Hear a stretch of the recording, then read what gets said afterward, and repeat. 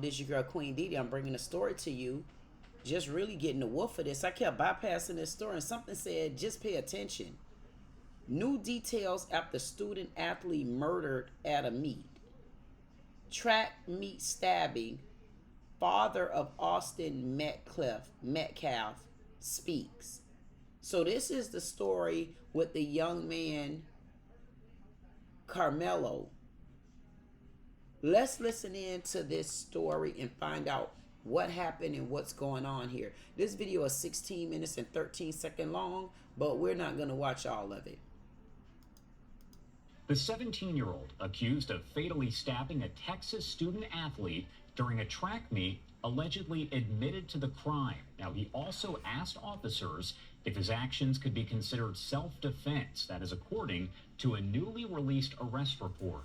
On Wednesday morning, 17-year-old Austin Metcalf, a junior at Memorial High School in Frisco, Texas, was killed at a track meet.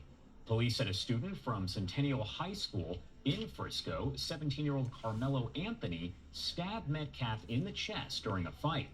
Anthony was arrested, now charged with first-degree murder, and is being held in the Collin County Jail on a $1 million bond.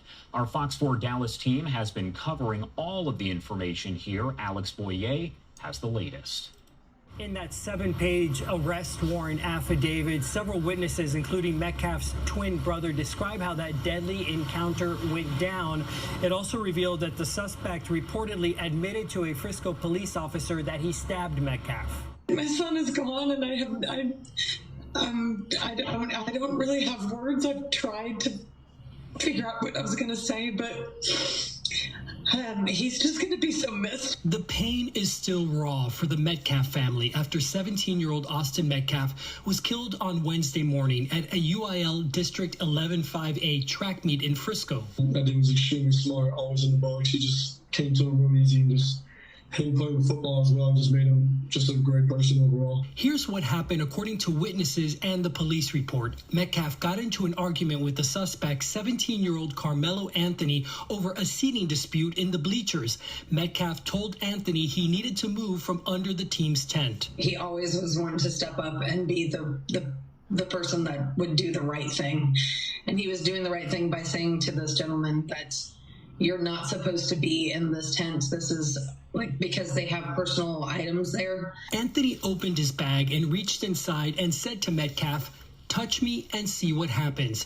Metcalf reportedly grabbed Anthony and told him to move. He knew he wasn't supposed to be there, and it's just a tragedy what happened. That's when Anthony pulled out a black knife and stabbed Metcalf in the chest once before running away. When Anthony was taken into custody by a Frisco police officer, Anthony reportedly confessed to the crime, saying, "He put his hands on me. I told him not to," adding that, "I was protecting myself," and then asked the police officer, "Is he going to be okay?" Metcalf died in his brother's arms. I'm not at that point to forgive and forget, but eventually I will. But I pray for his family. I pray that they understand what we're going through as well. This whole community has really wrapped their arms around us, and if I could say anything to the nation, I would say to make sure that you just hug your babies tight, because you don't know when the last time you get to do it. In a statement released by the Metcalf family this afternoon, they say their focus is now on laying Austin to rest. Meanwhile, I can tell you that Anthony remains in the Collin County Jail on a $1 million bond. Alex Boyer, Fox 4 News. Alex, thank you so much. Now, our Fox 4 Dallas team, as I mentioned, has been covering all of this from the get-go. They had a one-on-one conversation with Austin's father. Well, it started with a call from his football coach, who was not at the track meet, and said, I think Austin has been stabbed. And I said, where at? And he said, Kuykendall Stadium. I said, I'm on my way. So I drove up there, went through a load of police officers, and was able to see my son on the gurney with a huge hole and blood all over him, and they were pumping him. He wasn't breathing, and his eyes were rolled back in his head. So I had to find his brother. They're twins. And so I found Hunter and tried to get him under control as best we could. And then I loaded him up in my car, and we drove to the hospital as quickly as possible. And we waited. And when the doctors came in and said that he didn't make it, it was tough. My son took it extremely hard. I'm still in shock, to be honest. I mean, I'm numb. So it really hasn't hit me. And I don't believe any parent should ever have to bury their child.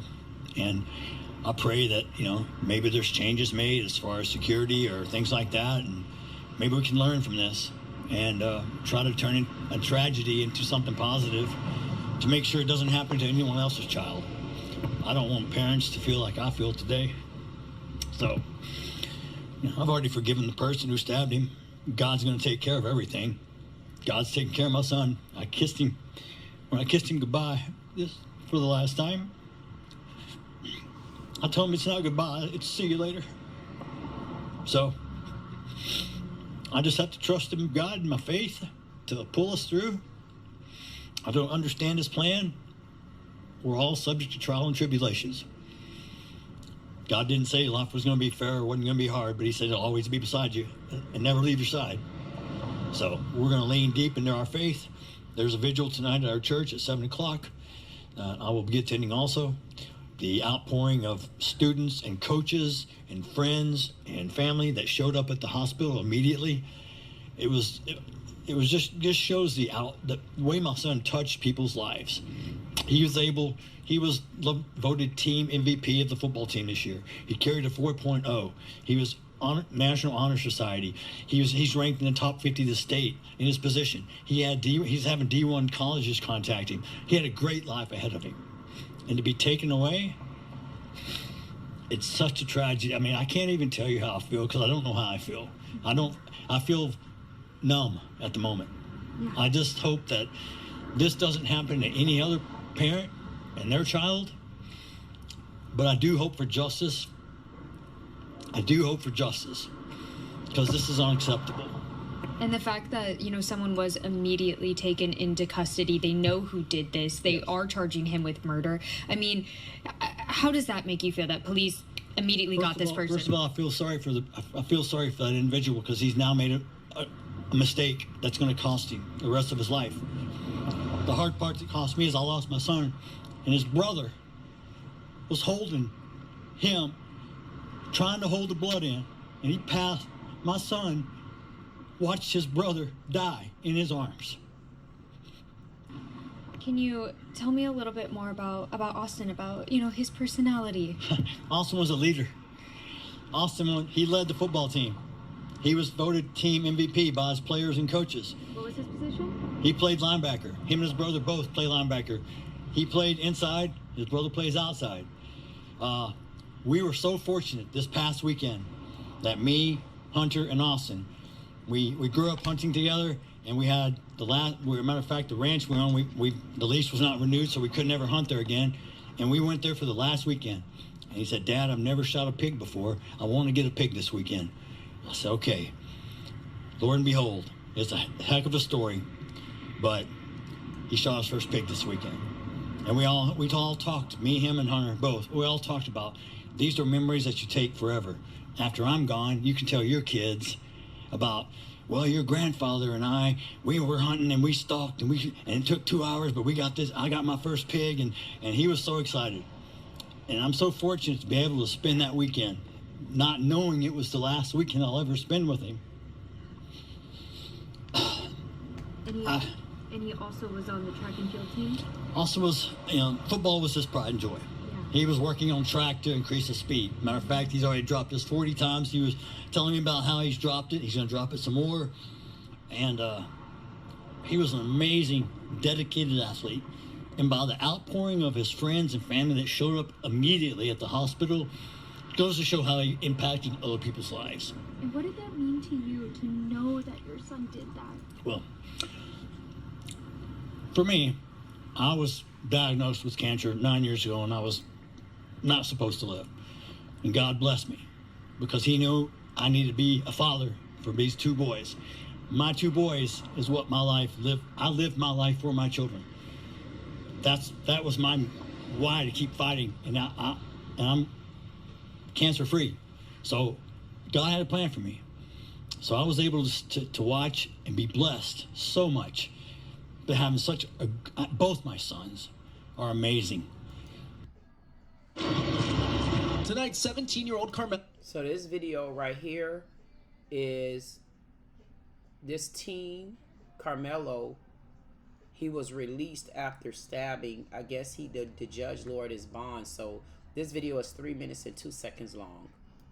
Anthony, who was charged with first-degree murder in the fatal stabbing of a teen at a track meet earlier this month, is out on bond. A judge today reducing the teen's $1 million bond to $250,000 at the request of the defense. I feel it's fair.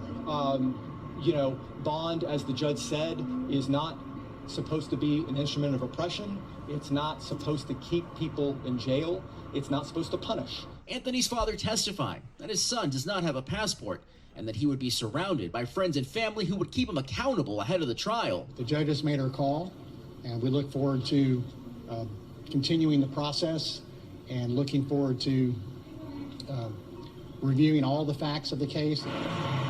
The lower bond comes amidst rising tensions in the community after the stabbing during a high school track meet on April 2nd that led to the death of Austin Metcalf. End result, he stabbed my son in the heart and killed him. That's what it was over. According to the arrest report, a witness told police Metcalf asked Anthony, who attends a different high school, to move to his own school's tent at the meet. Anthony then told Metcalf, "Touch me and see what happens," according to a witness. And later, Metcalf grabbed Anthony to tell him to move. Metcalf's father, Jeff Metcalf, telling our NBC station in Dallas, his son died in his twin brother's arms after he was stabbed. I will never be the same. Anthony telling a responding officer at the scene, "I was protecting myself before being questioned," according to the arrest report. Later saying in the police report, "I'm not alleged, I did it," in response to the officer referring to him as an alleged suspect.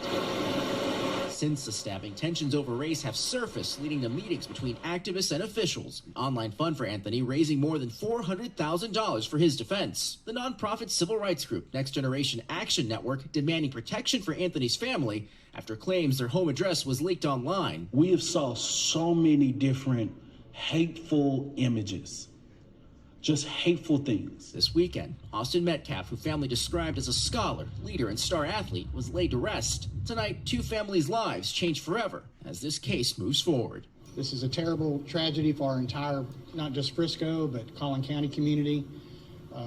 One family has suffered a permanent loss. It's the most unnatural thing for a parent to lose their child. It's permanent, it's profound, it's certainly premature, and it's the hardest thing that I think a human being can go through. So, George, what else do we know about the condition of this teen's release? Yeah, Tom, he'll be under house arrest and also have to wear an ankle monitor and check in with the bailiff every single Friday. Now, today, his attorney saying this investigation is still far from over, as there's still many questions left to be answered, including why the teen may have had a knife on him in the first place. Tom? Thanks for watching. Stay updated about breaking news and top story. You know, bond. My goodness, man. And of course it's going to be about race at this point, because now a black kid stabbed the white kid. White kid want him to get from up under a tent. He refused. So he going to put his hands and make a move. And the problem with it is you don't know what a person is going through. This is a tricky one for me, but I mean, I'm going to be honest with you, at the end of the day, you got to learn to keep your hands to yourself. That's the golden rule, especially these days, because you don't know what's on the other side of it. You don't know what a person is going through. My condolences honestly go out to the family, but my condolences go out to both families. I don't know if Carmelo had other issues prior to, because I wanted to know what made him have a knife on him. What happened? This is a bad one here. And I hope that we can find out exactly what was going on in the mind of this young man. Because it seemed like soon as that young fella touched him, he went into defense mode. This is your girl Queen Dee Dee with Dee Dee Said It. I see some brutal comments here saying, oh, the system, money was raised for a murderer. I mean, we got Trayvon Martin, who was on the line, went through it too. not self-defense, not provoked, just a senseless act of violence. I mean, I can understand what you're saying, but what about keeping your hands to yourself? Just because you come and hit me that way, that don't mean my reaction is going to be the same way. If you punch me on my shoulder, I might punch you in your eye. We need to keep it all the way real here. There's not just one person that need to be held accountable, just like we're wanting to know, why did you, Carmelo, have a knife on you? But in the same breath, I want to know, why, other young man, why would you, Austin, why would you put your hands on anybody? You cannot make people move out of tents and seats and stuff that don't belong to you. I don't know if you were showing out in front of someone. I don't know if Carmelo was already on edge about something. Whatever happened, I feel that there's a couple of people need to be held accountable. And I know everybody go, oh, but the crime, you know, it didn't fit the crime. But who say you get to hit me how you want to hit me, and I got to hit you back how you want me to hit you back? Murder a person and admit you did it. Because maybe he didn't feel like he murdered. He felt like it was self-defense. This your girl, Queen Dee Dee, with Dee Dee Said It. Like, share, comment, subscribe. Whatever your comments are, I'm here for them.